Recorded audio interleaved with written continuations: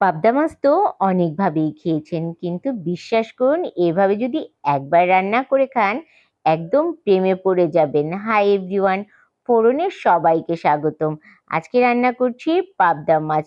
পোস্তদানা, সরিষা, দুপদের সরিষা আছে, হলুদ সরিষা আর কালো সরিষা, আর কিছুটা কাঁচামরিচ নিয়ে ঝাল অনুযায়ী আমি ব্লেন্ডারে ব্লেন্ড করে নিয়ে আসলাম। এখানে প্রায় 4-5 চামচের মতন টক দই ভালো করে ফেটিয়ে নিয়েছি।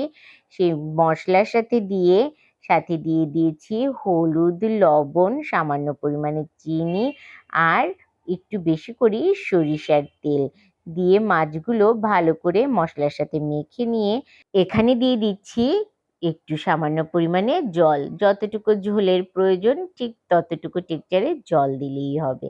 এখন ঢাকনাটা আটকে আগে থেকে একটা কড়াই বসিয়ে দিয়েছিলাম, হালকা জল গরম হয়ে গেছে, সেখানে বাটিটা বসিয়ে দিয়ে প্রায় 20 থেকে 25 মিনিটের মতন ভাপ দিয়ে নিয়েছি।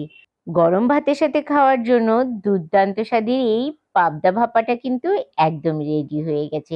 রেসিপিটা আপনাদের কেমন লাগলো জানাতে ভুলবেন না। আমি কিন্তু এখন আসছি, টাটা।